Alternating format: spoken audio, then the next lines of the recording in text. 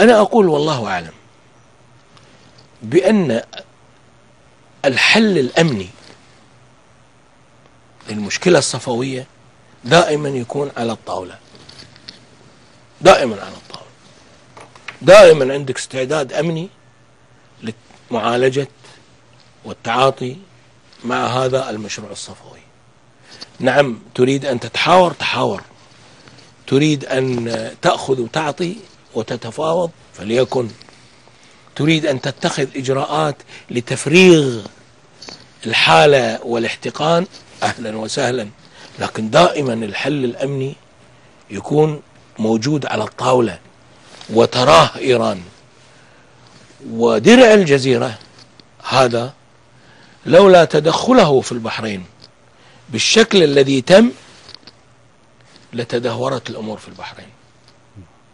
ولذلك أنا من هذا المنبر أحيي درع الجزيرة، لا بل أدعو دول مجلس التعاون لتطوير هذا الدرع وتوسيعه وتقويته ووضع خطة لاستثماره في المستقبل. أنا أقول والله أعلم أنه الآن الوضع مناسب جدا لتوحيد وزارات الدفاع في دول مجلس التعاون الخليجي، بحيث ما يصير عندنا إلا وزير واحد للدفاع وجيش واحد.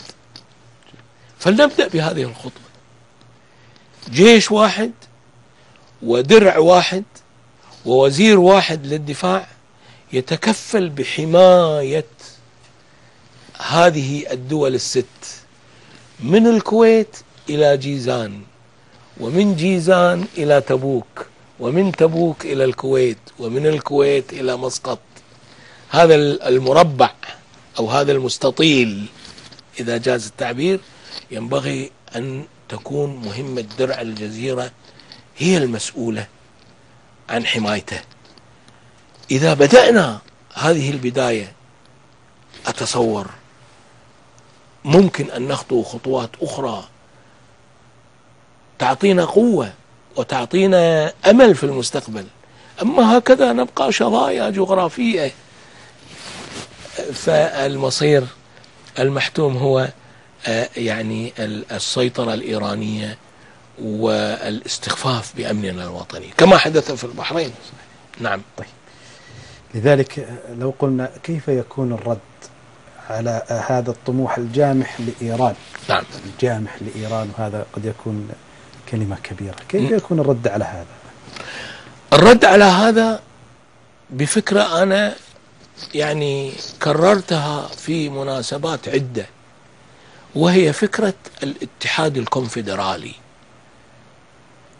تقولون أن كل دولة لها خصوصيتها، كيفكم؟ لكن على الأقل من الممكن أن نخطو نحو الاتحاد الكونفدرالي بتوحيد 3 وزارات. وزارة الدفاع لتقوم بحماية حدودنا وحماية أراضينا وحماية أوطاننا في دول مجلس التعاون الخليجي، توحيد وزارة الدفاع، توحيد وزارة الخارجية، بحيث يصير عندنا وزير دفاع واحد أو وزير خارجية واحد وسلك دبلوماسي واحد وسفارة واحدة. يعني تروح لندن تلقى سفارة مجلس التعاون الخليجي، سفير واحد. فهمت كيف؟ ويكون عندنا وزارة نفط واحدة، وزير نفط واحد، وخطة نفطية واحدة. صدقني يا أخي خالد، لو خطونا هذه الخطوة لاستعدنا الهيبة لدى إيران وغير إيران، ولاستعدنا الهيبة حتى عند حلفائنا الغربيين الذين شكوا أكثر من مرة على هذا التفرق الحاصل، شكوا أكثر من مرة من هذا التفرق الحاصل بين دول مجلس التعاون الخليجي. يا أخي لماذا لا نبدأ حتى بغشيان النشاط النووي ولو اسما؟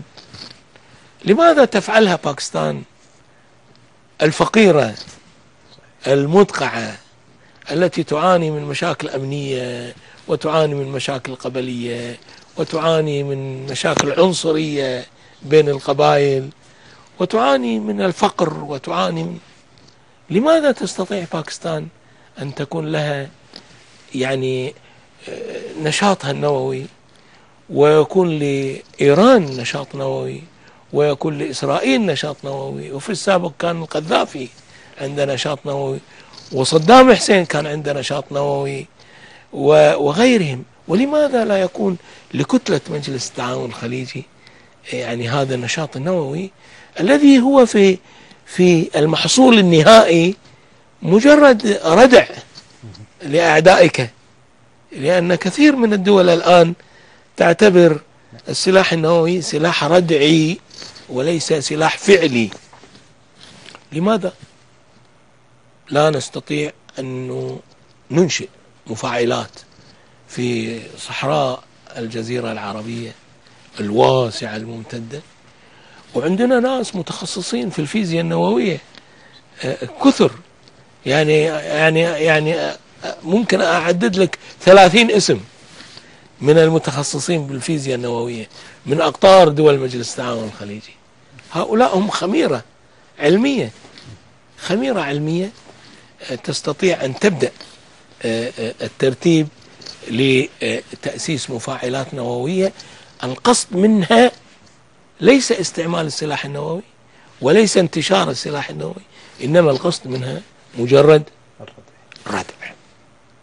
عندما يعرف عدوك أن عندك خيار نووي يكف عن الاعتداء عليك، يكف عن هذه المؤامرة الدنيئة التي نفذوها على البحرين قيادة وحكومة وشعبا.